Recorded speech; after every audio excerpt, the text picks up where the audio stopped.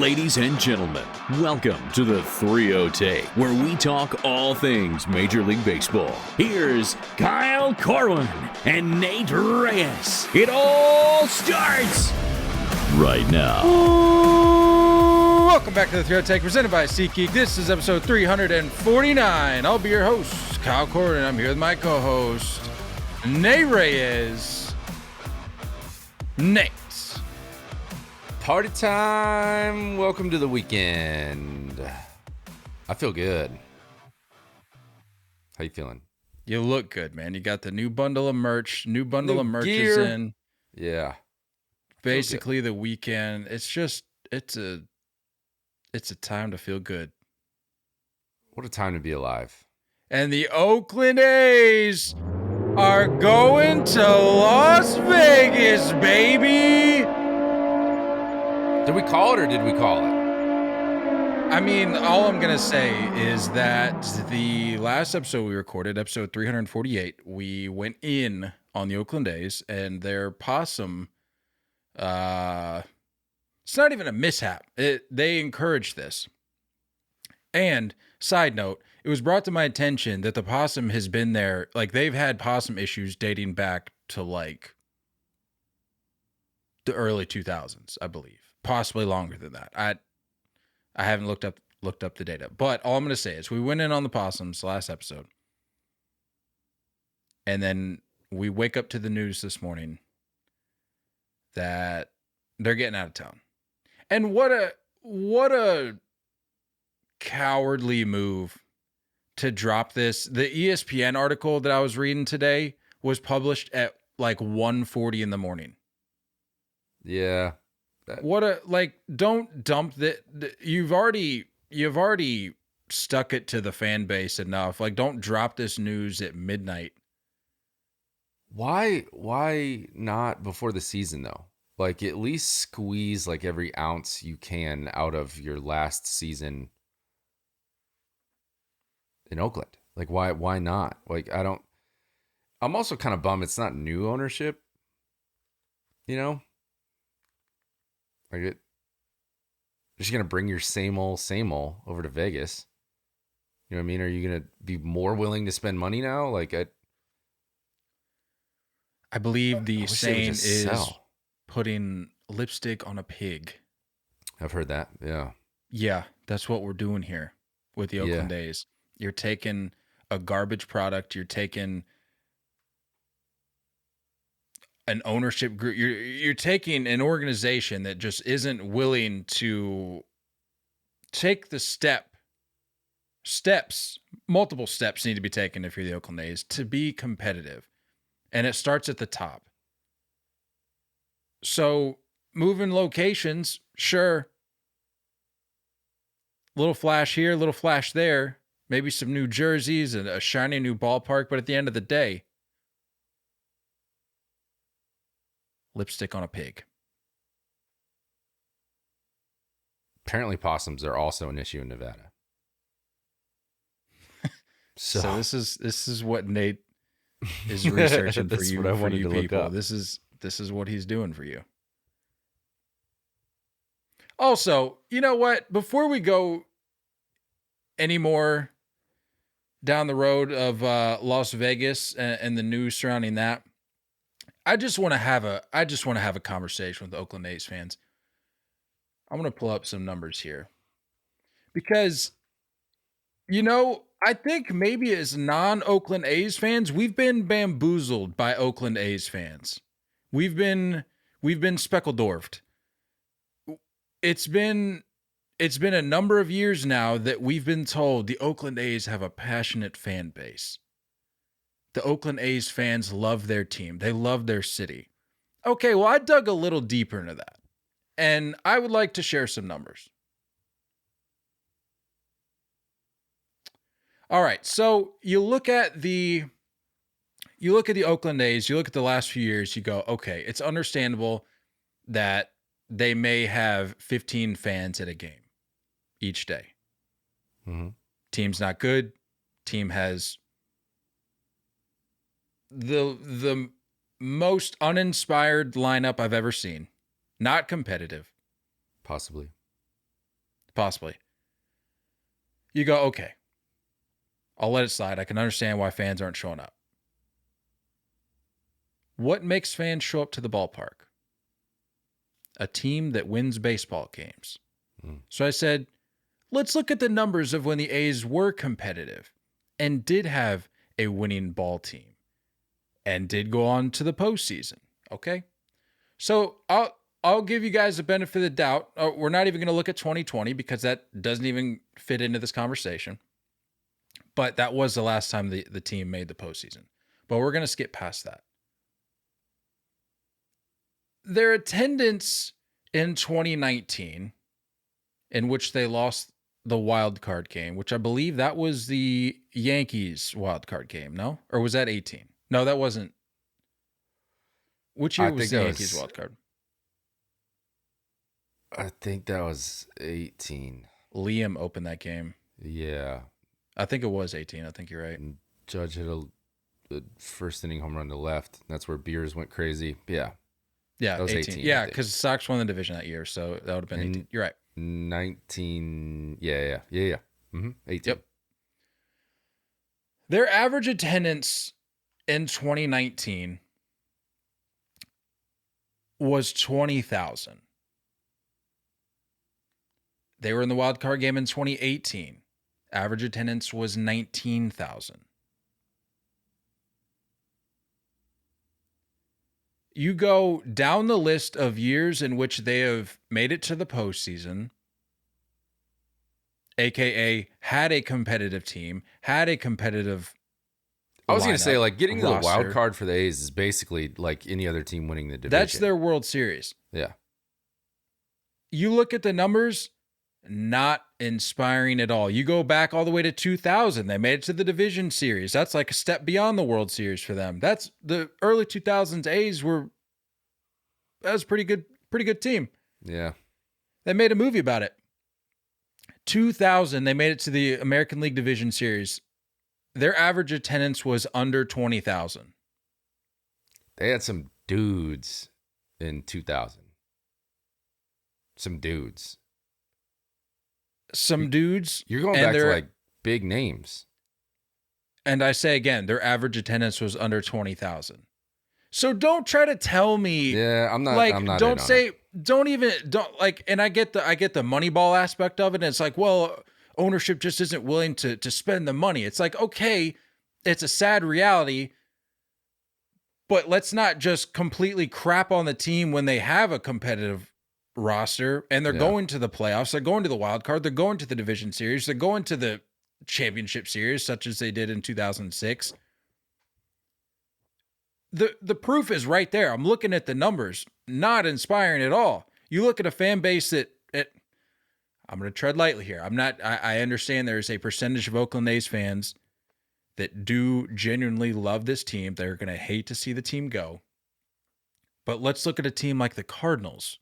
I was looking at just as an example, I was looking at the Cardinals numbers through the roof, dude. Like I think it was like top 5, top 6, maybe across all of baseball year over year. Mm-hmm. So like, I don't want to hear it from Oakland A's fans. And I heard about this proposed boycott, reverse boycott. Did you hear about that? Like that would have any effect? Well, this was prior to the news from last night. I heard this. I know, but earlier the week. They're still losing money with 20,000 fans. You're still losing money every day. So boycotting doesn't do anything. You don't have a big enough impact. This team's been doomed for a while. Stadium's doomed. Organization is doomed. From Front Office Sports on Twitter, Oakland A's fans are planning a reverse boycott on June 13th, packing Oakland Coliseum to show that fans, quote, are not the problem. And then the next line down, the A's have been outdrawn in attendance by every one of their minor league affiliates at least once this season. Which is fine. Again, I go back to my point. I get it. This team absolutely sucks. But then we look at the years in which the team makes a postseason. The numbers aren't much better. They're not much better. Yeah. So I don't want to hear about how it's the product that's on the field, because when there is a team that's worth watching that's on the field, you still don't show up to games. So I don't want to hear it from Oakland A's fans anymore. Sorry, your team's getting out of town. That's just the reality of it. It sucks. And then I wanted to ask you about this, because you're more of the multi-sport fan more than I am. But I was looking at some of the numbers of the attendance numbers of the Raiders since they made the move to Vegas, as well as the Knights, who I can't even remember when they started up in Vegas, but their attendance numbers within like 10 years for sure. Yeah. Their attendance numbers are solid. I looked specifically at the Raiders, and I want to say that since they've had, I believe that they got there in 21, or they announced it in 20, I believe. Their first season in Vegas was 21. And the last 2 seasons, I believe they've been over 60,000 on average. I looked at their tenure in Oakland.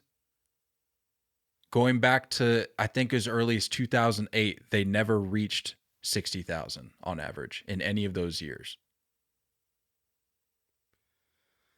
Look, Vegas is, I think what's cool is that you're gonna have the ability for fans to travel there.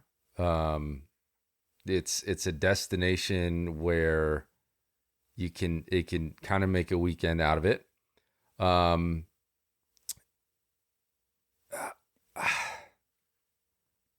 I don't know. I just want new owners, because that issue is still there. It's going to travel with you, just like the Possums. It's still going to be a problem. Are you changing your GM? Are you going to stop getting fleeced on every trade? No, I don't think any of that's going to change. So I don't know. You're going to have more than just a state-of-the-art facility. You're going to have a better product. You're going to have to spend money, most importantly. You're going to have to spend. And Vegas is a pretty good baseball area for the youths. You know what I mean? For the youngins. So for the youths. So, you know, I like the idea of that. It's just, I don't know. I'm trying to imagine a different mentality, and I just don't see it. I don't see it happening. But maybe this is like a you know, like the sign and trade deals. Like you sign a free agent and then trade them right away. Maybe this is like we're signing to lock it in Vegas, and then we sell. I don't know. But I'd like to see more success come out of the relocation.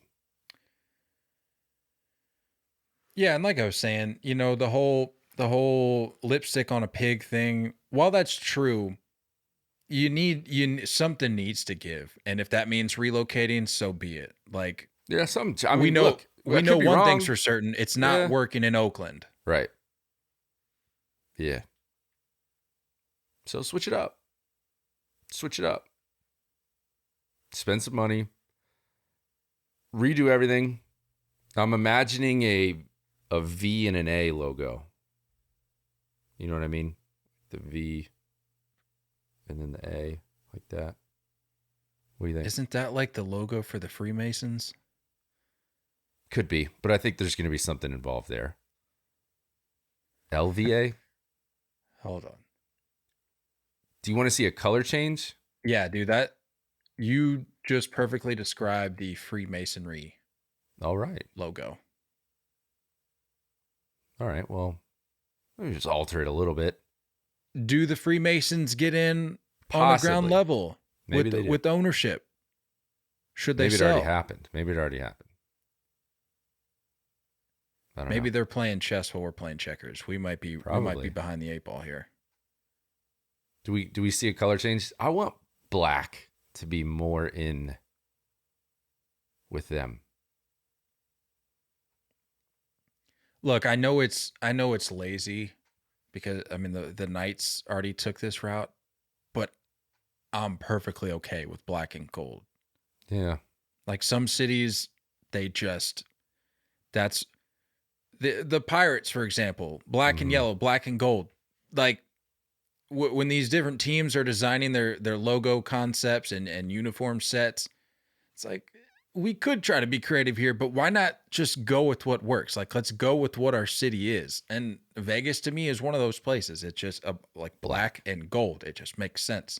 So like, don't silver too. Follow the silver Raiders. too. Yeah. Any of those colors, just don't try to think outside the box too much. But some back information here. Little You did some research. some numbers here. Did Yeah. some digging. What was I trying to say just there? Backstory? Back information's not a thing. I don't think so. I don't think that's a know why I phrase. said that. The Oakland A's have signed. I feel like I should have opened with this. The Oakland A's have signed a binding agreement to purchase land near the Las Vegas Strip, where they intend to construct a major league ballpark. Sounds like it'll be around 1.5 billion, which is, if it ends up being 1.5 billion, will be $500 million less than what it took to construct. Nate, help me out with the Raiders Park stadium. Is that Allegiant? Sure. I think so. But I mean, that's like they built that with the knowledge that like they're going to do concerts and stuff in there. Oh, no, It's got, for like, sure. the But big, I'm just yeah. putting it in perspective. That's all. Yeah. It'll seat about 35,000, which while I'm sharing this information, can you pull up capacity across Major League Baseball? I'm curious where that falls. And Wait, it'll have what was the number? 35,000. And they'll have a partially retractable roof. Oh. Dave, is it Caval, team president, said the A's hope to break ground by next year and would hope to be moved into their new home by 2027. Although I saw that their lease with the Coliseum ends in 2024, at the end of 2024. So You said I don't know. 30,000 even? 35. 35. That'll put them 170 more seats than Progressive for Cleveland. On the list for- of 30, where would that fall? Like, are we That would middle of the rank- pack here? That would rank 29th. 35,000? Mm-hmm. That would I rank don't know second to ballpark's last. capacity very well. Well, it makes sense. Fenway has 37. Just to give you a I little, did know that one. Yeah. little frame of reference there. Lone Depot for Miami is at also 37.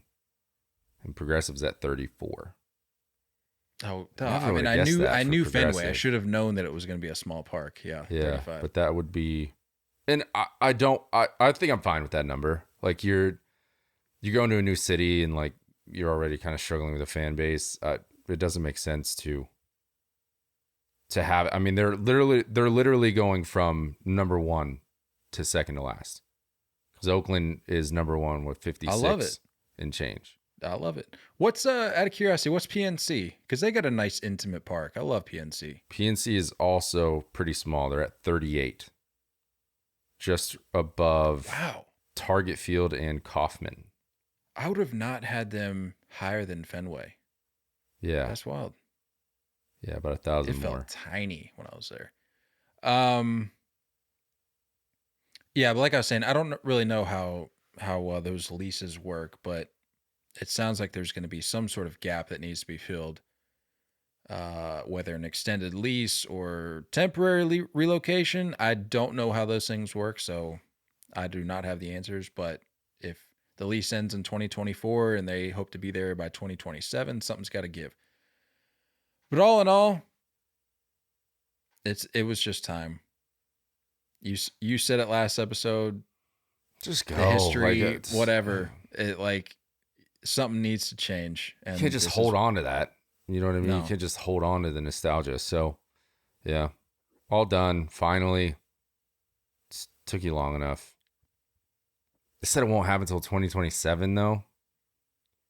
Yeah, they hope to break ground by 2024 and be in to the park by 27.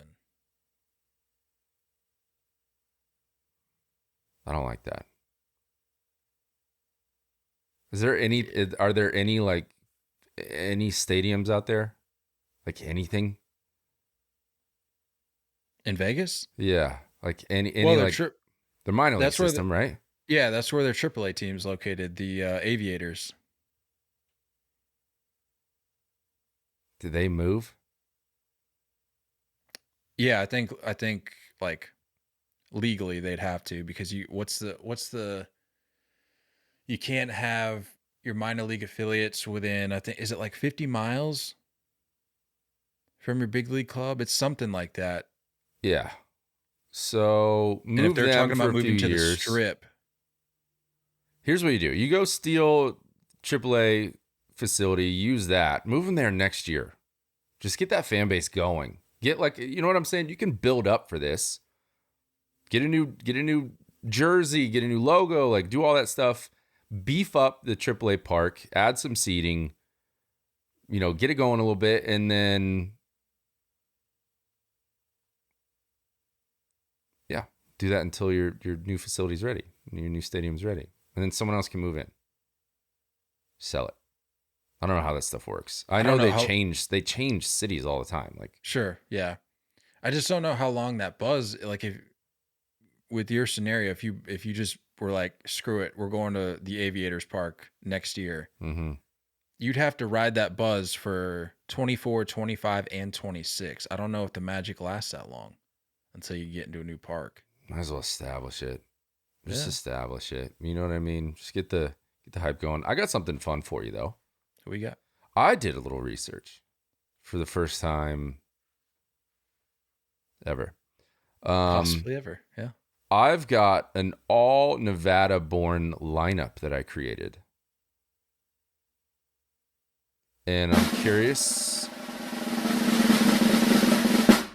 to see what I put the over-under at.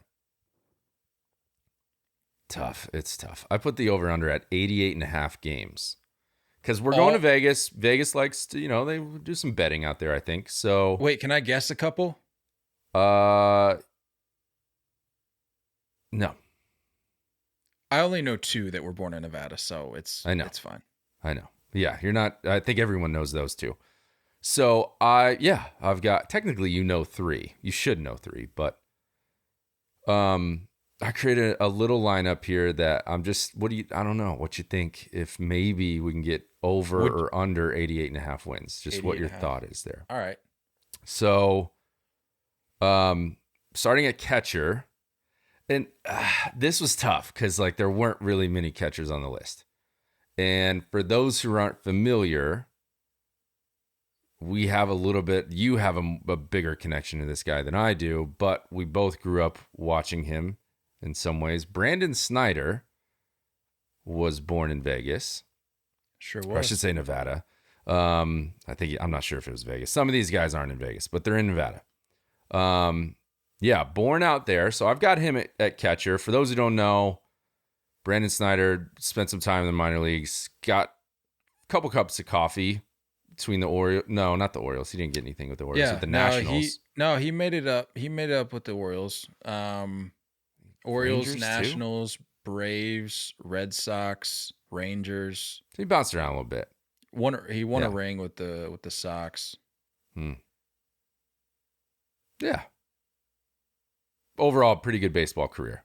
Better than any of us. First rounder, fifth or 13th overall. I can't remember which one. So I got him catching.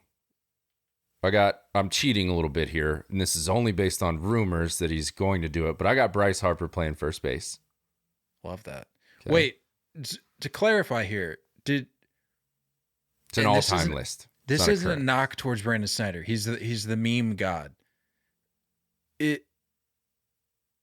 You're telling me there's not another catcher? Not worth note. Really? Yeah. There were less than when I had this idea in my head. I was expecting bigger names to choose from. But either way, this is a decent lineup. Bryce Harper at first. Garrett Hampson playing second base. He's with the Rockies. I think he's with the Marlins right now. Bryson Stott is going to play short. Chris Bryant is going to play third. I completely forgot about KB. Yeah. I was thinking Stott and Harper. Oh, I thought you were thinking KB. No. So yeah, KB at third. Joey Gallo in left. Hate to do it, but Tommy Pham in center. Oh, wow. Didn't know he was a Vegas guy. And then I got a couple throwback names for you. Nate Shearholtz. Remember him? The Giants? Sure don't. He's going to be out in right. Really? You don't remember that name? How do you spell it? Schierholts or TZ. No. Definitely not. Who did he Nate play for, Shearholtz? you said? Giants, Cubs. No batting gloves. Don't remember that. Don't remember that? It was like the mid 2000s, I think. And then Barry Zito as our ace. Love that. Not bad, right? So What a over under coincidence. 88.5 wins. So yeah, true. I'm very confidently taking the under. Yeah, I think so too. 88.5. Yeah. Yeah. Yeah. That was it. The rest of the names were Wow. That's learn something new every day, man. You had some relievers would've... mixed in. Tyler Anderson was really the only other notable starter that I saw. I went to Baseball Almanac, so there's some nerds over there for sure. Yeah, Anderson's not taking the ball over Zito, so No, not at all. A couple Hall of Famers on that team, though. Yeah, for sure. All in all, though, it's been a long time coming. I think I was reading something today that said that it's just time to bring this saga to an end. And I can't agree more. Like, whether you hate the move, whether you love the move, something needed to happen. Like, something needed to change. And I'm just glad we're done talking about it. Like, I'm glad we're done throwing out the waterfront renderings of a ballpark in Oakland or by the Howard Terminal or whatever. I'm just move the team and let's move on. Like, I'm done talking about the A's and the Coliseum and possums. I don't want to talk about it anymore. I'm with you. So all right, this makes it feel like it's almost a bit of a lock for Portland, Nashville, Charlotte, Raleigh. Those four cities, I think, just got a little bit happier with expansion teams. Yeah. And I think we all know that, I think they're trying to get to 32. So I think we're going to have two new teams added fairly soon. We're going to have baseball's going to look different. By the time the A's are officially in Vegas, we're going to have a complete overhaul of our divisions, of our league. Everything is going to look different. Everything. Teams are going to be reconstructed, and it's going to be weird, but that's what old Robbie Manfred does. Well, I was going to save this for later in the episode, but it seems like a good transition here. Talking about changing the game. Let's talk about the Atlantic League rules that will be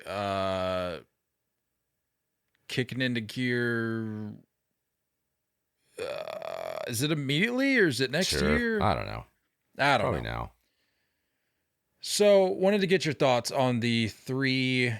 I don't know if they're the only rule changes that this next batch that they're implementing, or if there's more beyond the three. But these are the three, the headline worthy ones. We got the designated pinch runner. We've got the pitcher limit of a single disengagement per at bat, and then we've got the double hook DH rule.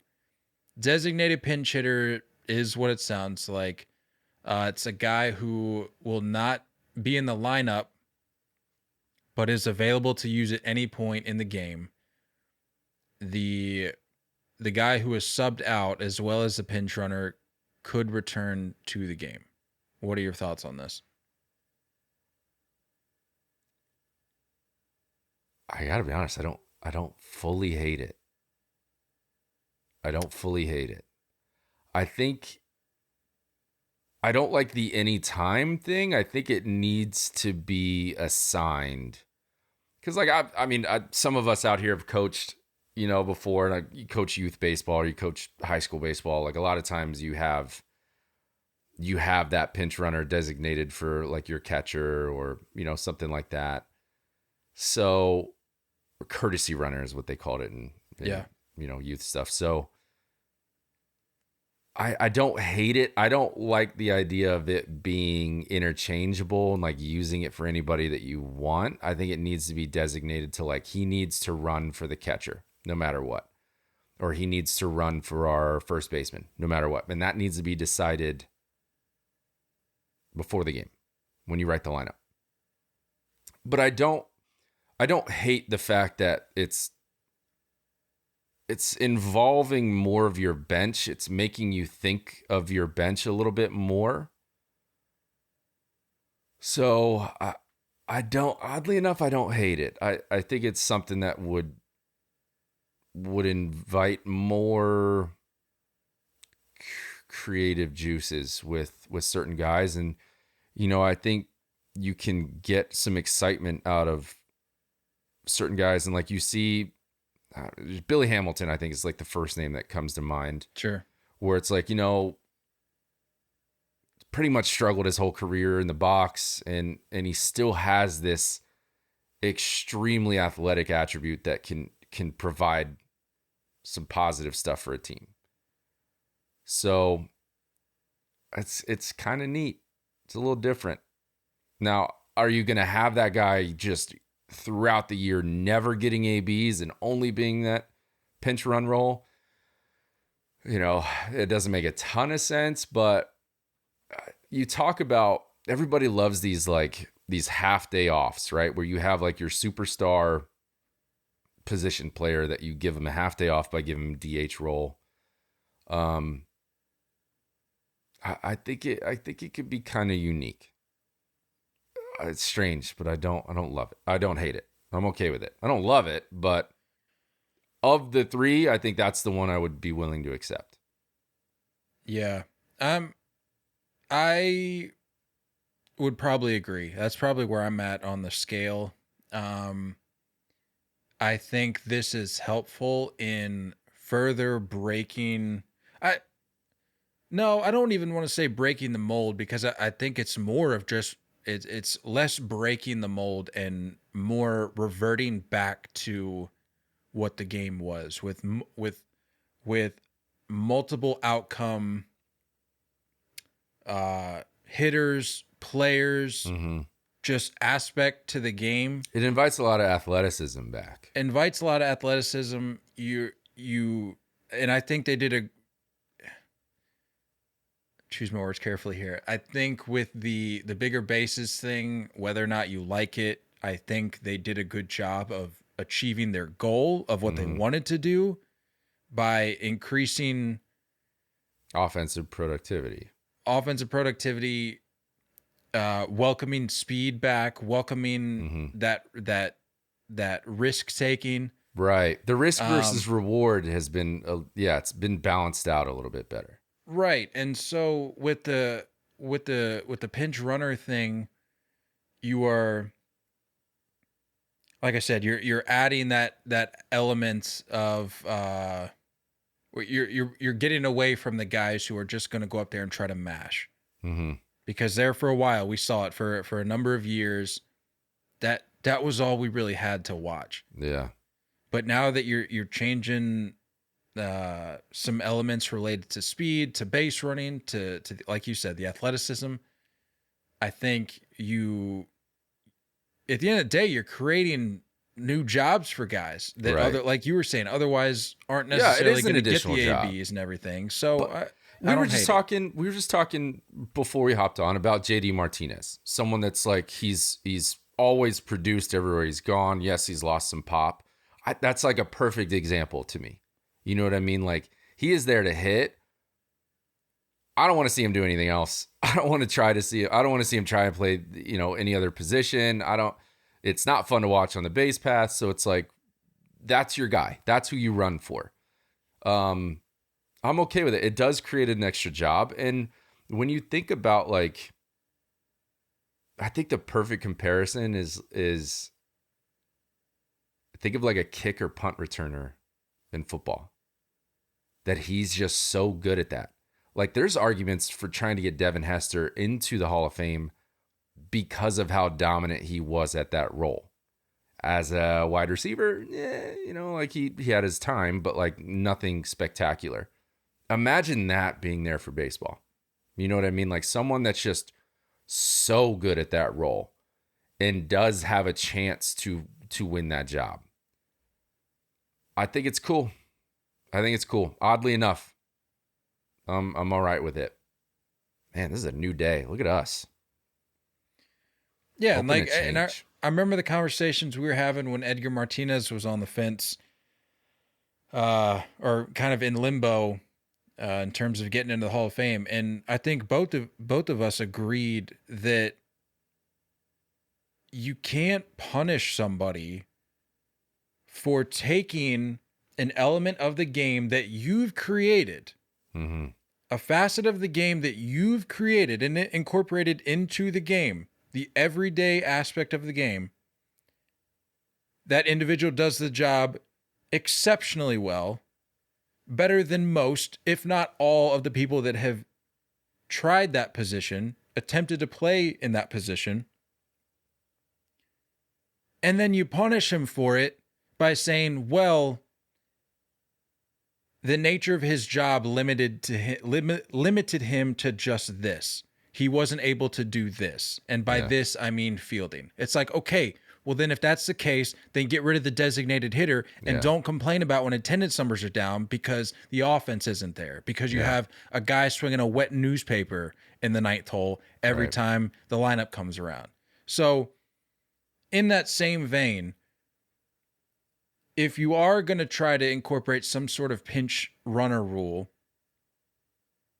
I think it's cool because it gives a guy an opportunity to do something he's really good at, and that's run fast. Because those guys exist on these major league clubs, but you just don't see them. We've seen them for decades. Guys that are just brilliant at that role that aren't necessarily able to get a everyday starting job with the rest of their skill set. Right. And so you don't see them on a daily basis. But if you do something like this, you invite that element of the game. And you could make the argument, I don't know if this is where they're going, but it's kind of how I'm putting pieces together here. You could make the argument that would grow the game at the younger levels because you've got guys who, and we played with guys like that are just incredibly, incredibly fast, but they don't feel like they have a fit in the game because, well, and if you recall, those kinds of kids that we played with growing up, more times than not, they wouldn't have the arm. They wouldn't have the pop because they were smaller, maybe a little lankier, but they had the speed. The speed was there.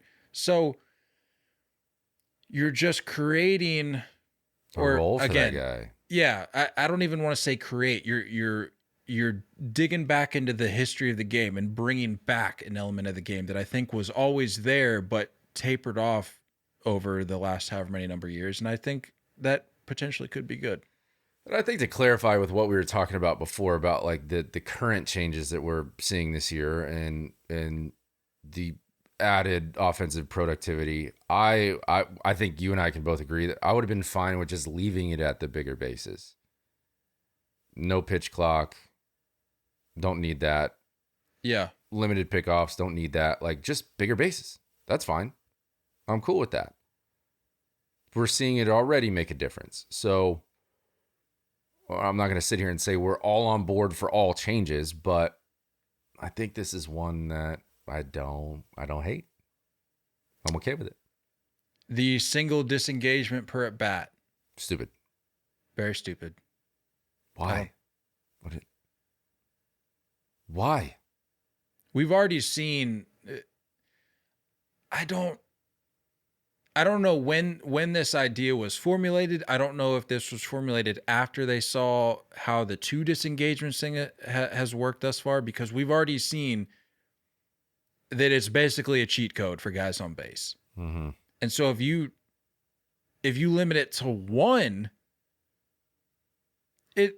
there's even less that goes into the guessing game of like when this guy's going to go. He's going to go immediately after the first disengagement. Right. So like, I really hope that doesn't manifest or develop into anything, because I'm already not on board with the 2. The 1 would just make it a cakewalk for guys on base.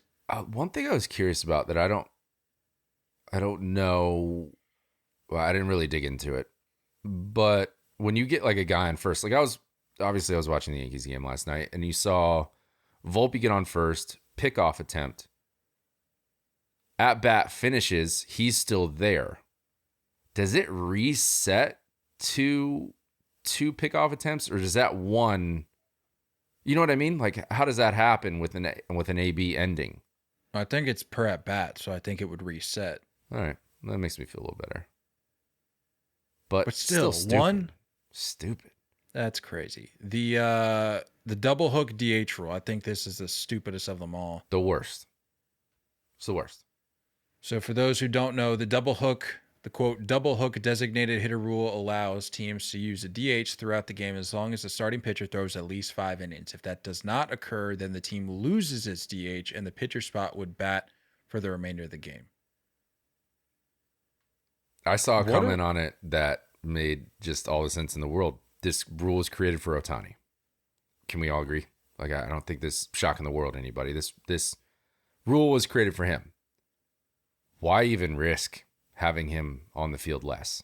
Why even? How stupid can you be if you're Major League Baseball? We've got this Your guy, number one attraction right now, the face of the sport, and we're going to incorporate a rule that could risk losing him. That could lead to the possibility of him not being on the field. Injury, a bad day, just giving up 6 or 7 in the first inning. You know, and it's like, no, dude, don't mess with that. Stop. Like, and especially if two-way players are going to continue to be a thing and be more accepted, allow that guy to still be productive. Allow that guy to still find a way to impact the game in a positive way. If you don't have it on the bump, but you have it at the dish, at least you're still helping your team. This is like it's a double negative. I don't like it. I think it's going to be already hard enough to find major league capable two-way players.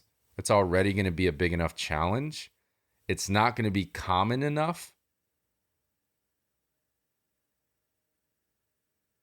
But I see where they're trying to still hold on to maybe some of the strategy that everyone's missing from the old NL, to where you have to almost have that safety net of having your bench. I don't know. Right, but again, what I'm lost at is like, say Ohtani goes 3 innings, gets pulled, DH gone. Does a pitcher have to hit? Do you pinch hit the rest of the way out? Are we wanting to see pitchers back in the box? Because this is almost like a reversal of the universal DH. That's what I'm saying. Like, who approved this in Major League Baseball to even have the possibility of being introduced in Major League Baseball after we just got done talking about, like with this whole lockout thing, we just got done talking about how one side's pushing for the universal DH, the other side, like, I don't understand why you would then go against that, go against everything that, all the points that were made, all the efforts that were made to make this happen. And yeah. I think we can look at the majority of baseball fans and say, this was probably for the better. You don't see Bryce Harper do what he did last year if this situation isn't the way it is in terms of a universal DH. There's been multiple scenarios in which certain guys aren't getting the ABs, certain moments aren't being created without the universal DH. I think it's just light years ahead of where it was with the one league versus the other. Yeah. So why would you go against that? The only single thing that you can argue is that this is incentivizing longer starting pitching performances. Sure. which Yeah, I can get on board with. If there is a way to create a consequence for that, I definitely get it. But why punish the most popular player in baseball right now? Why punish teams for maybe trying to duplicate that and find that guy in their system that is capable of or drafting a guy? I mean, how many you talk about how many starting pitchers do you see in baseball now that were like hold like state records for their high school hitting? You know what I mean? Like they had that athleticism. Now they've kind of lost it. I would absolutely love to see a guy get on the bump every fifth day and then go play shortstop the rest of the week. How sick would that be? You know what I mean? So like I want to see more of that. Show me that baseball is capable of that. Don't incorporate this to where it's going to cause more caution with organizations to be less likely to have a two-way player. I feel like I need to backtrack though on the incentivizes longer starts, because if you look at the rule, you only have to throw 5 innings, which I know I may be a boomer to some, but like 5 innings should be the bare minimum for a traditional starting pitcher. Like, forget what the Rays are doing. Forget what this club or that club's doing. The majority of starting pitching, assuming they fall under the traditional umbrella, should at the bare minimum be going 5. I would even maybe say 4. I'm picturing this rule in the first 2 months of every season. Pitchers who aren't ready, pitchers who are still getting geared up for the season, still getting lengthened out. Maybe a guy comes freshly off the IL and you have him at an 85 pitch limit. There's too many other factors to this that it affects. I hate it. And not to mention, I mentioned the Rays. If there is this shift in baseball, which I hope is not the reality, but I don't have the data in front of me, so I don't really know like where this sport is really headed in this regard. But if the philosophy across Major League Baseball is falling more and more in line with what the Rays are doing and incorporating more bullpen days, incorporating more openers, incorporating more long relief guys getting that 5th day or 6th day, however you're approaching your rotation, this isn't going to work. It's not going to work. Yeah. And on the flip side, if it's going the other way and we're hoping to see guys go longer in games, we're hoping to see guys go 6, 7, even 8, even 9 again like they used to, which I don't think it'll go that far. But then if you do that, you leave teams like the Rays out to dry. And these other teams that have maybe tried to transition to that philosophy of like the openers, the this and that. Like it's just there's too much in the air with this. There's probably an easy way to incentivize it. And like, what if you provided like an extra challenge if your starter went more than 5? You know what I mean? Like some way to incentivize the length, not punish the possible poor performance or possible injury. Because that's really the only 2 reasons why a guy, you know what I mean? Or the bullpen day. I hear you. That's a part of the game. So like, if there is a way to incentivize it and give a positive outcome out of it that doesn't fully change the game, I think I'm all right with it.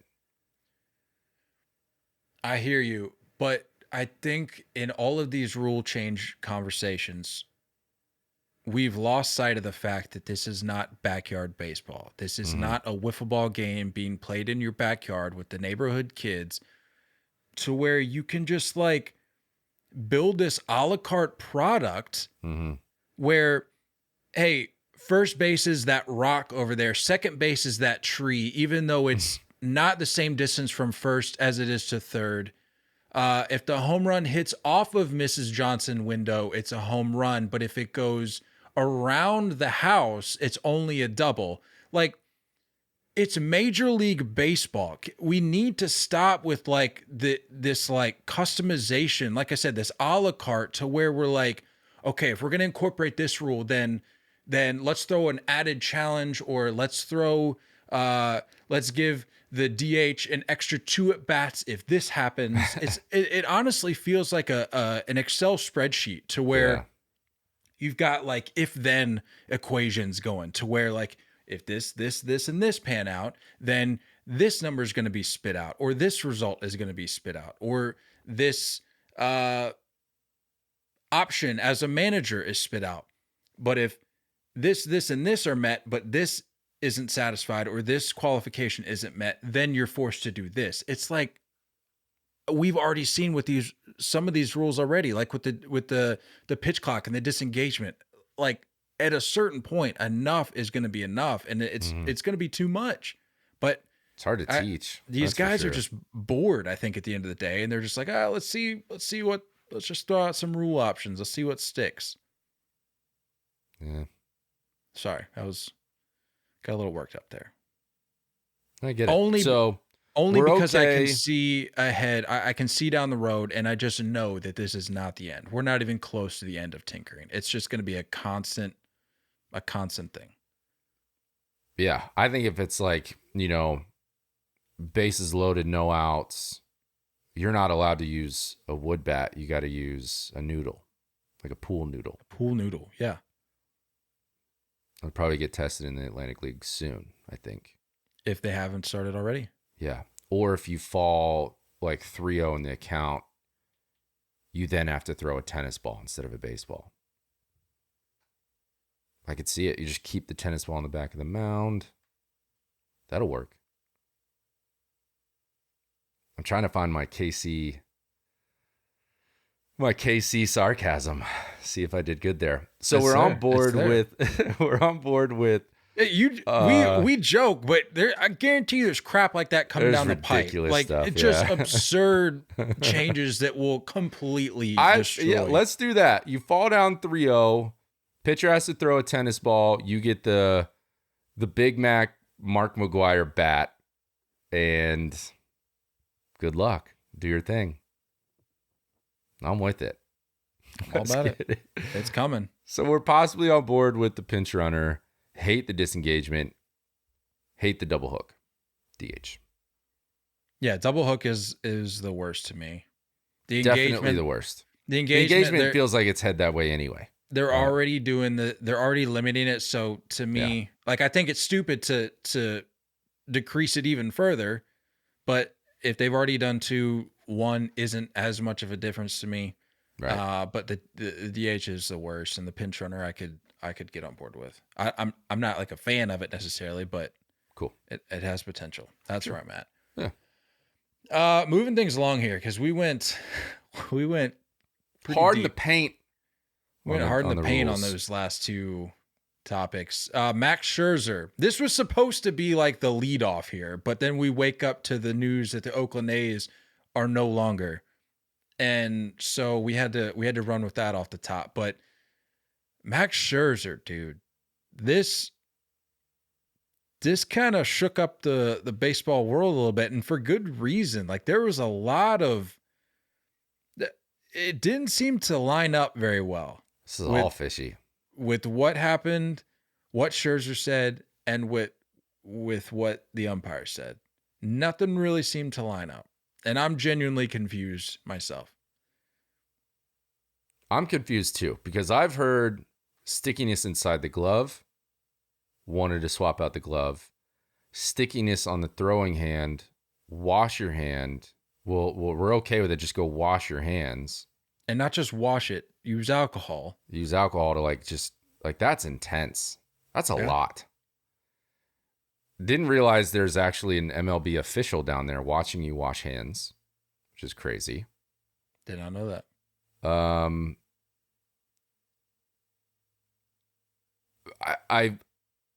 I don't understand the 10-game suspension. That is such a ridiculous heavy hand for something that it wasn't, number one, it wasn't obvious. Number two, if you have an official watching the washing of the hands, you got cameras on this guy 24/7. There's nowhere to hide. There's nowhere to add illegal substances. If you're upset with how sticky sweat and rosin can get, then take rosin off the mound. Don't punish a guy for using it successfully. So it's all really weird. I don't think the 10 games are going to stand. Agreed? There's no way that's going to stand. Oh no, I've read that. In fact, let me pull up the tweet. I read that there's not much of a chance for Scherzer at all to win his appeal. John Harper on Twitter spoke to a source today who says Scherzer has zero chance of avoiding mandatory 10-game suspension from ejection. Source notes that 2023 MLB memo explicitly says rosin can be deemed an illegal substance if overused. That is, that it's not supposed to be applied anywhere but on the mound. I don't know, dude. I think they're. So you're saying he was using rosin down in the dugout or possibly the clubhouse after he washed his hands? Possibly. I genuinely think they're going to try to make an example out of Scherzer here. I mean, it's possible the news could come down today that it gets reduced, but as it stands right now, not knowing the final result, my best guess would be that he doesn't. They're going all in on this guy. Time to come up. I said this 2 years ago. Time to come up with a universal, agreed upon substance that pitchers can use. Hitters have 10 different types of pine tar in the on deck circle. All the grips and batting gloves that they need. You're giving all of these rule changes to help offensive numbers. You're doing nothing to help pitchers. Nothing. Not a single thing. Find something that works that is agreed upon. If rosin, I don't get it. I don't get it. I don't get it. If you know it's sticky, then why continue to use it? Why allow it? Where's the line? That's such a blurry line. You're using it too much. You're not using it like what? You're not using it on the mound like you're supposed to. It's like that stupid rule that they finally eliminated where the pitcher couldn't go to the mouth on the rubber or on the mound. He had to leave. Okay, so I'm going to take 3 steps into the grass and then I can lick my fingers. These rules just, they're strange and they don't add up. And for once, I'm on the pitcher side where I'm like, you're removing all of these ways for a pitcher to succeed and wanting offensive numbers to go up as much as possible. Give them something. But don't punish them for something that's already there, that's allowed to be used. What's crazy though is they ejected him. I think it was as he came out for the 4th, they got into like the heated argument. They eject him. And they were talking to both sides after the game. And Scherzer said, I'd have to be an absolute idiot to try to do anything when I'm coming back out for the 4th inning. I think he was saying that the umpire said that my hand was too sticky. Phil Cuzzy, right? Yeah, and that Scherzer said, I swear on my kid's life that I'm not using anything else. This is sweat and rosin. He gets ejected. He's yelling out, this is rosin, yada, yada, yada. And he says, I don't get how I get ejected when I'm in front of MLB officials doing exactly what you want. And being deemed my hands too sticky when I'm using legal substances. I do not understand that. The part that confuses me is they were talking to Dan Bellino, who I think was the other umpire, right? He was a plate umpire. He comes out and says, as far as stickiness, that was the stickiest it had been since I've been inspecting hands, which goes back 3 seasons. So we're talking about like the beginning of this whole hand check process that they've implemented over the last few years. Going back to that point in time, he said this was the stickiest it had been.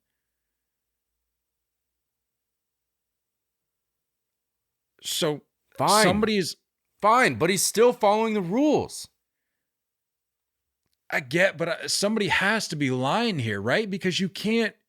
I mean, I've worked with rosin a little bit over the years, but I can't imagine a scenario in which you're creating a substance with sweat and rosin that's stickier than some of these other like intentionally illegal substances. Mm-hmm. I can't fathom that. So like somebody's making something up here. I don't understand how Scherzer can be right and that Bellino and Cuzzy can also be right. I think we're headed for a ball change. Where we've talked about, I don't know if it's more than just Japan. I don't know if Korean baseball is doing the same thing, but they have like their pre-rubbed up, somewhat sticky substance that they already add to it. I wonder if we're headed for that. Just remove all things off the mound, and these balls are already, they have the substance on there. You have all the assistance you need. But at what point, I mean, like we're talking about not allowing guys to wear like sunscreen. You know what I mean? Like I don't know where the line is drawn. And also this is like, it's more of an opinionated thing. How's that umpire feeling that day? It's just more of a God complex that we're getting out of these umpires. It's very, very subjective. Very, very. Someone's going to feel a little arbitrary. different. Yeah. It's not universal. It's weird stuff. It's weird God complex stuff.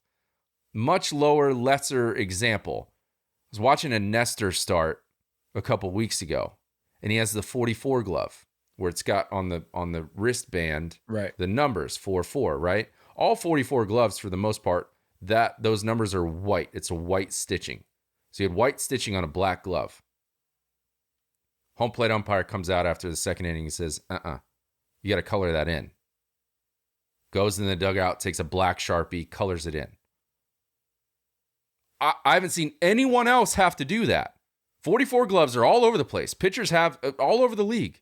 No one else has had to do that.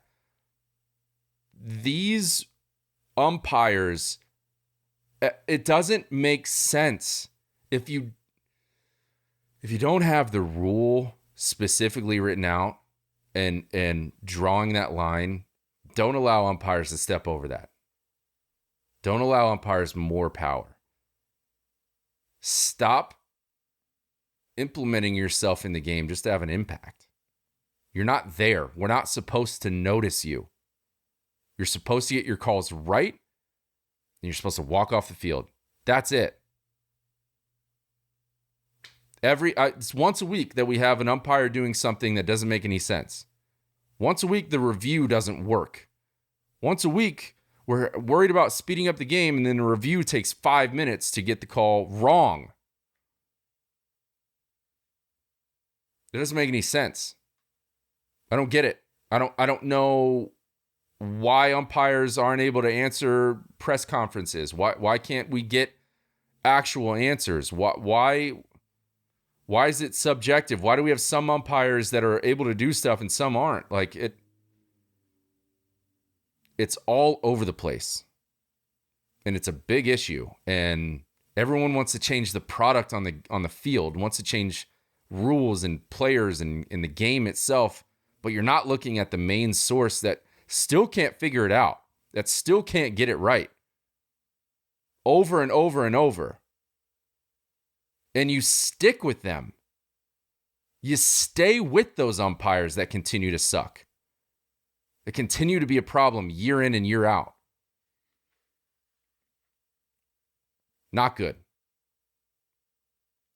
I agree with you, but I'm not, and I hate to say it because I love Scherzer. I'm a big Scherzer guy, always have been, but it's really hard for me to also just let him off the hook and just put all of the blame here on the umpires, because again, it goes back to the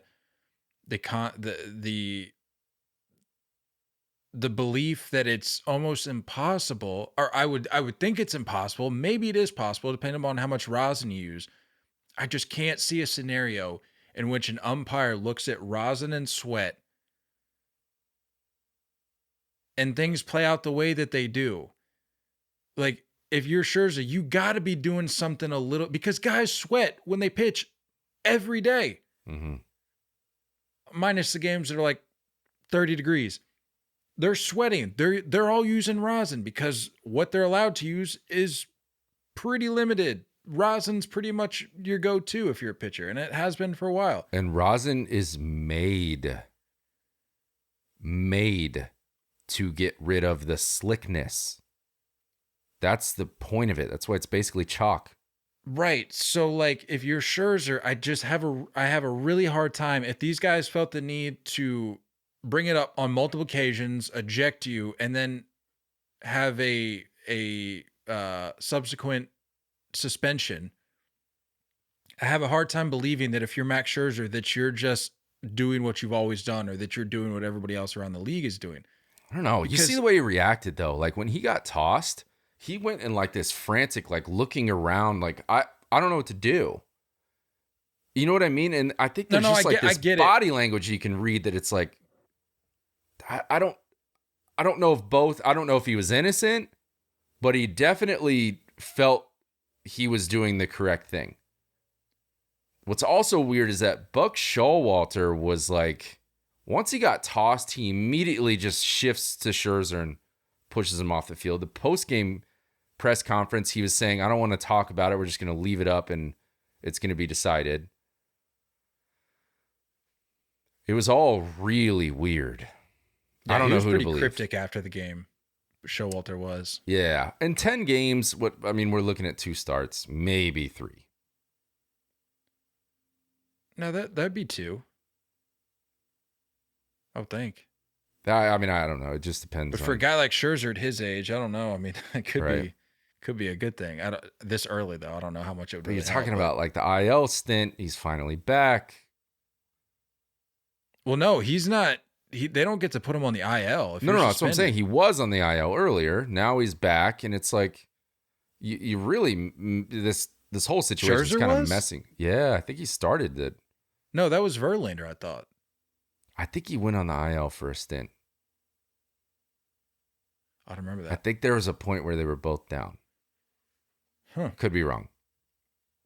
Well, anyway, yeah, we'll see, man. I don't, like I said, I think it's going to come down to the 10 games. It sounds like the Major League Baseball is making an example out of this, but we will see. But something that we don't have to wait on to see is whether or not Madison Bumgarner is going to get DFA'd, because he has been in the news the last couple of days for all the wrong reasons. This whole scuffle, it's not even a scuffle. It's a joke is what it is.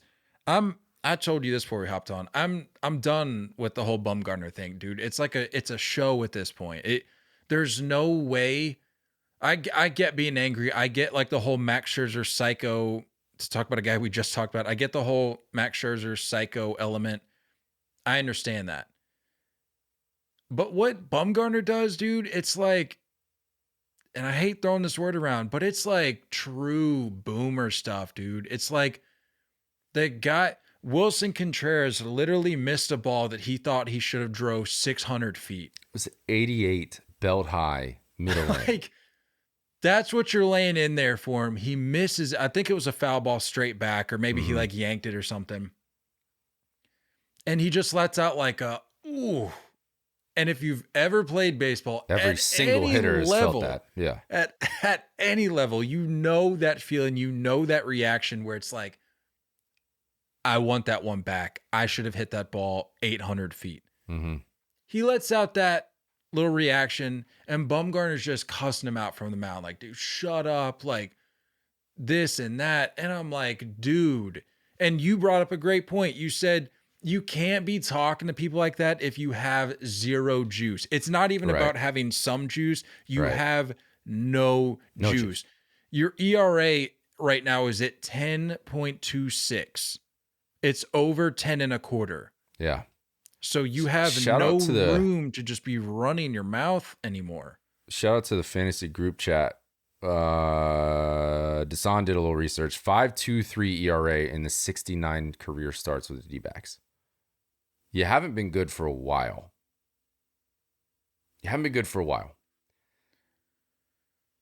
Will I challenge Mad Bum in a bar if he bumps into me? No. I'm not messing with that guy. Mason Saunders, you mean? That guy will absolutely tear you apart. I think he just, like, in the offseason, he just chops down trees and eats bark all year. I don't know. But I'm sorry. Like, you're just not that guy anymore. And I'd be embarrassed if I was just serving up 88. He got tattooed that inning. Gave up a ton of runs. Willson Contreras comes back and says, I'm just glad I got in his head because it worked. Yeah, and I was watching that video, and like I've seen clips of Contreras before. Dude's just like a likable guy. Like, I know he's been involved in some scuffles before, but like he just seems like a likable guy. It seems like the Cardinals have like their fan base has really latched onto this guy, despite coming over from Chicago. And like I just don't see why you're like running your mouth. Insane bat flip on that walk, by the way. Oh yeah, that's the biggest pimp job of a walk I think I've ever seen in my life. Rotations. That bat just flipped forever. I'm cool with it. It's fine. But I don't know. If you haven't been that guy for a while, it's you know, you're not successful anymore. And I don't think you get to talk the way you did when you were doing your thing, when you were leading the NL in every pitching category. It's also another thing. I mean, like I think of like CeCe. He was like 6'6", 6'7", just a big boy, telling the Rays dugout to shut up. If you want somebody, come after me. Like, I'm cool with it. He reinvented himself. You know what I mean? He was able to find success at that point, even though he didn't have the same juice. Mad Bum has no juice. It reminds me of like a Pedro Martinez, to where he's just going to come after you and doesn't care. The difference, however, is that Pedro, even in his later years, could still come at you with mid-90s stuff right up underneath your chin and remind you who he is. Madison Bumgarner throws a pitch 3 inches off the plate, and the hitter like shakes his head, and the guy just comes unglued. Right. It's like, give me some, like, I'm all for the whole like FU mentality, but like have it be based on something legitimate. Don't just lose your cool at the like, it's not fun. Like, it's not that he's trying to make it this way, but like, it's not cute. It's not funny. It's like, it's just sad at this point, dude. It's like, stop getting so upset over every little action that takes place when you're on the mound. Like, not everybody's going to go up there. Sure, like you had your run, but don't expect everybody to go up there and like bow down to you before they get in the box. I mean, for pitch clock reasons in addition to that. But like, nobody's going to just worship you. And also, with the game the way it is now, not everybody's just going to go up there, step in the box, stand there like a statue, take the 3 pitches, walk back to the dugout. Yeah. Like, they're not robots, Madison, and you know that, especially at this point in the game. That's not going to change. We're not going to revert back to like this style of game that you're envisioning. We're just not there. And so like, I think it's time, and as I mentioned, he gets DFA'd. I think it's time to maybe, as you said, maybe reinvent yourself a little bit. If somebody wants to roll the dice on you, which I mean, I'm sure somebody will pick him up, but at a 10.26, I don't know. Maybe it's time to dial it back a little bit. And I know that's a really hard ask because you haven't shown that, but yeah, it's, I hope this isn't the last taste in our mouth that we have a bad bum. You know what I mean? I don't want this to be the last taste. I mean, if it is, it would be on brand. Yeah. That's the only way I can see it. Moving along here, another pitcher in the NL West making news for much, much better reasons. Clayton Kershaw snagging his 200th win on Tuesday night. I think my favorite stat from this outing, aside from the fact that he notched 200 wins, he moved into 22nd all time. That's cool. On the strikeout list during this game. That's cool. I'm like, okay, sometimes baseball just has a funny way of reminding you that it's a magical game. He became the third Dodgers pitcher to reach 200 wins, joining Don Sutton and Don Drysdale. You're among an elite company there.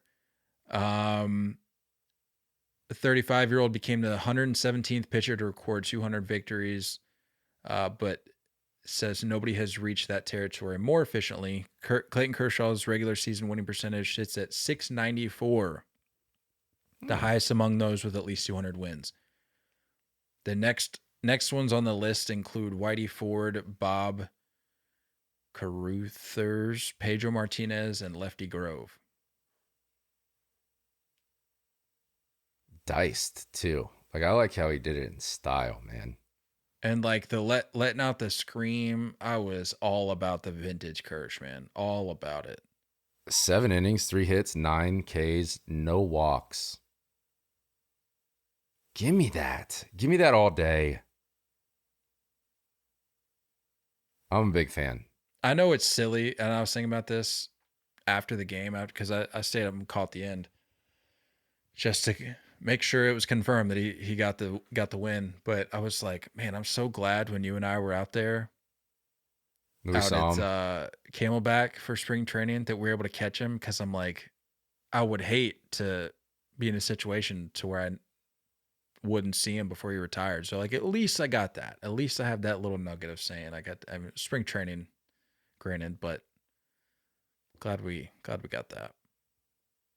Just wanted to end. I want him to end on a high note. That's all I want. That's all I need. End on a high note. Do the Dodgers win a World Series this year? Probably not. Just end on a high note.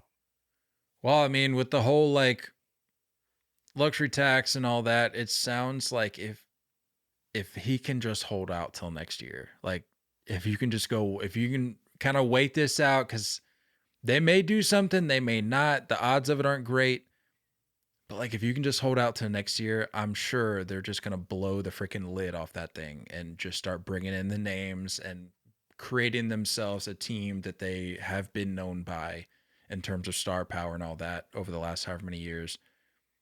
So I would love if he could just stick around, give him another 1-year contract, and just let it, like you said, let him go out on a high note. One can hope. One can hope. Who knows, though? Let's see. Just a couple more things here, and then we'll get out of here. The Hunter Greene extension, signed a 6-year, $53 million contract. The deal starts this year, 2023, and buys out 2 years of his free agency with a $21 million 7th-year club option that includes a $2 million buyout. Says if the Reds pick up the option, Greene would hit the open market after his age 29 season. And this is the largest deal the Reds have given to a player before he reaches arbitration. And what else is interesting is that prior to this extension, the Reds didn't have any salary guarantee to players beyond this season, according to ESPN. Yeah, wasn't Ken Griffey like top 3 of their payroll still? Yeah. I think he's like still there. He's still on the old checkbooks. Crazy. But look, I said it before, I'll say it again. Anthopoulos changed baseball. He changed contracts. This all started in Atlanta, and this has become slowly the standard when you find young talent I like the move. I like Hunter Greene. I hope the velo stays. I'm a fan. This is smart. And I love this move. yeah, but keeps you competitive, keeps guys around, allows you to do other things with your roster. I like it. Spend money. Get your dudes. I'm going to need to see some other Braves-like contracts popping up here in the near future. Like, I know you don't have the same caliber of guys, but, like, I'm going to need those young, let's Double just lock down down on what them. we've got kind of thing. Like, I'm going to need to see Yeah. Jonathan India, because I was reading something about it the other day. It said that he's kind of, like, looking around going, all these other young bucks are getting paid. Like, Yeah. I'd like some security or some reassurance. Did he But win Rookie of the Year? he did, yeah. 2021? 2020? Yeah. Yeah, he won. But yeah, I like the move, man. I mean, he hasn't shown you that he can be like a bona fide ace by any stretch, but like Still working on it. He's shown you that he's harnessing that, he's developing, and I mean, you know the velocity's there. So I like it, man. I like it. I know the Reds get the butt end of a lot of jokes across baseball, but that's just another one of those teams, man, where it's like they can with the right formula, they can be an exciting city. I mean, we just talked about it. The city loves the team. Oh yeah. Like that's a baseball town right there. For decades. For a long time they have been. But you just need some guys that people can latch on to. You're starting to see it develop a little bit in Pittsburgh. Take that same kind of approach in Cincy. That's all I got to do. We got to run through the weekend series here real quick, but let me just shed some light on some noteworthy performances from last week or so.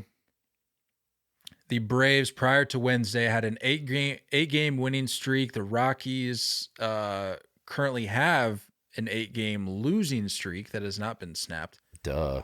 The A's are 3-16 to start the year. That winning percentage comes out to $1.58.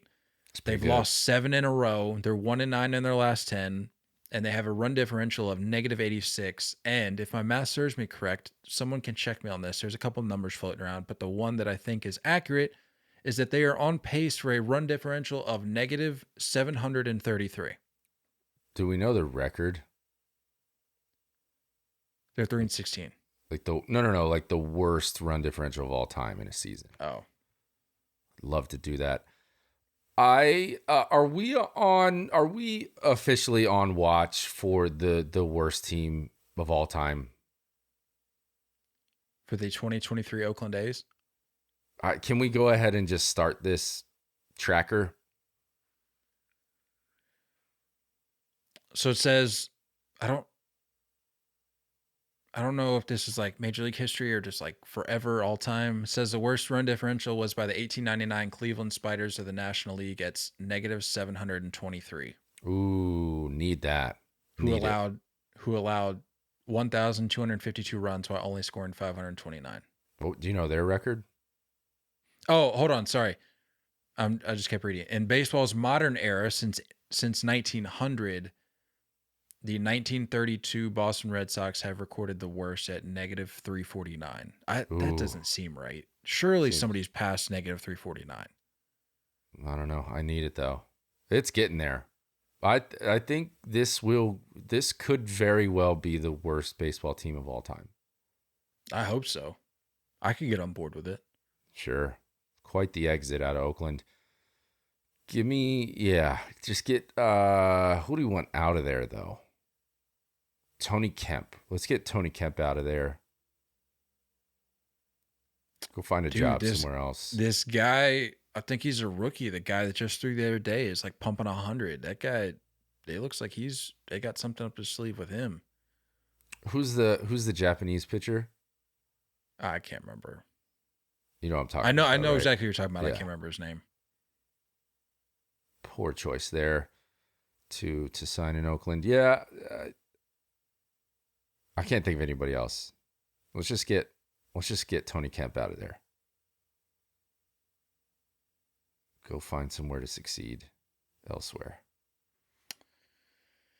And last note here, I want to give some love to Justin Steele, 3-0. Not getting much love out there in Chicago, 3-0. Got an ERA of 144, 24 Ks, and a whip of .88. And the only reason I know this is because I saw him making some news on the fantasy app, and I wanted to snag him, but naturally he's already been scooped up. But this dominance goes back to like last year. Like if you go back and look at his starts from like last year, the numbers were there too. So just want to give some love to old Justin Steele because I don't feel like he's been getting the recognition he deserves. But you want to run through our weekend series real quick? Yup. All right, so series to keep an eye on this weekend. It's actually starting tonight. San Diego Padres rolling into Arizona. If you were to give a title, if this is like a movie, this series, what's your title?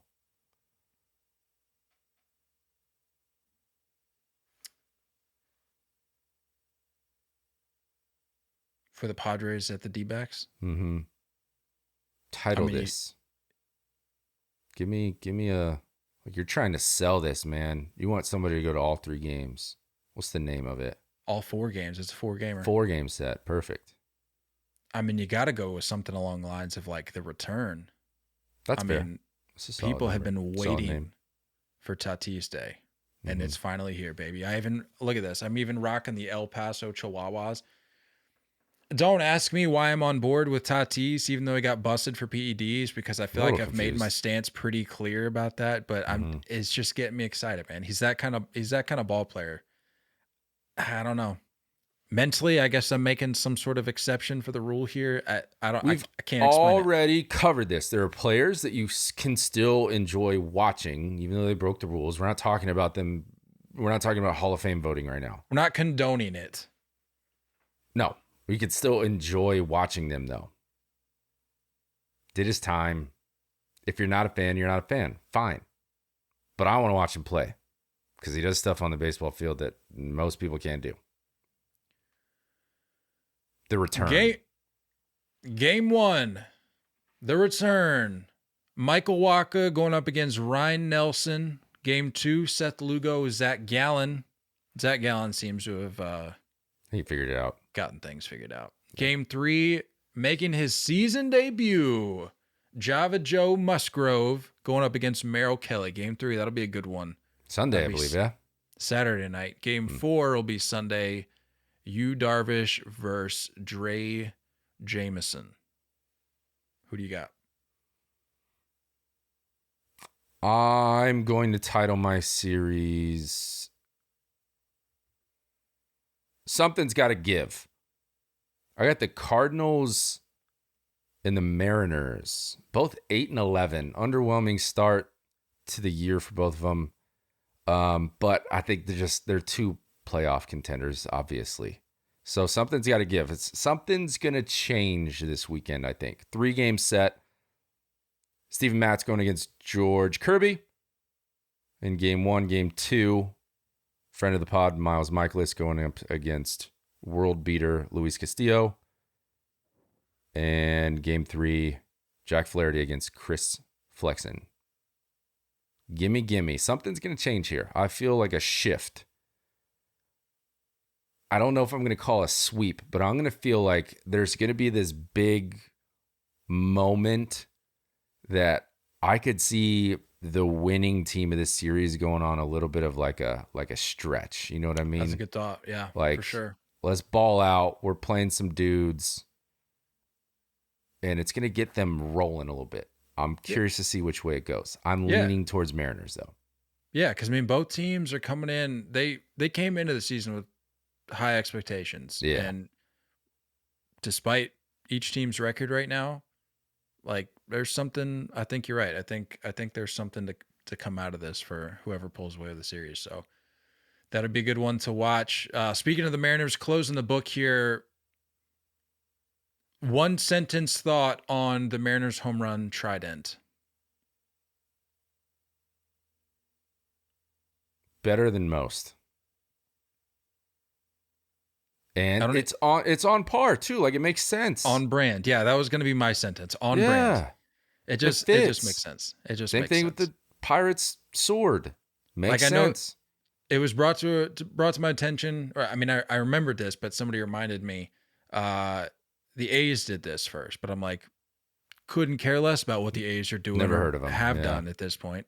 Doesn't matter to me. Last thought here before we get out of here. Your thoughts on the Aaron Judge, Shohei Ohtani showdown from last night? Aaron Judge robbing a home run from Shohei Ohtani, then turns around, same inning, I believe, goes deep. Yeah. Not the cleanest catch in the world, but it was pretty cool. Still athletic, Second time he's robbed Ohtani, so I like it. And look, Aaron Judge can play center field. Get used to it. This dude can do it. He can do whatever he needs. He is an absolute superstar. So I like it. Ohtani came out quoted saying he enjoys playing in New York. Interesting. Dude, people are making way too much out of some of these comments. Like, what are we doing? I think the Ohtani jersey being sold at the stadium, didn't love it, but I do understand. I mean, when you're talking about like Japanese culture, Asian culture throughout New York, you know what I mean? Wait, they were selling Ohtani jerseys at the Yankee games? Mm-hmm. Yeah. Wow. It had the like Ohtani on his back written in Japanese. Oh, that's cool. Still an Angels jersey, still had 17 on the back, but yeah. So it's just like, I don't know. I get what you're saying, but why not make more money? You know what I mean? There's a ton of Japanese people living in New York. So it's sure. But to all these people freaking out about his comments, let me just assure you of something. Shohei Ohtani might be the most polite player to ever step foot in a major league ballpark, to ever play this game. But don't think for a second that his camp doesn't recognize the effect that having, or that sharing one comment here, one comment there will do for the bottom line when it comes time to sign the extension, to sign the contract. It's just upping bids. That's all that is. Don't be that naive, folks. It's genius. Don't be that naive. Very smart. They know what they're doing. Yeah.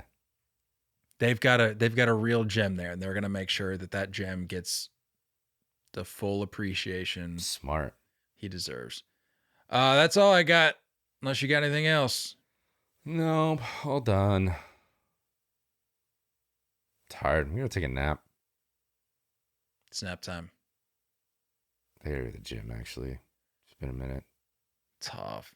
Everybody have a great weekend. We will see you guys on Monday. If you see a curveball, don't go chasing it.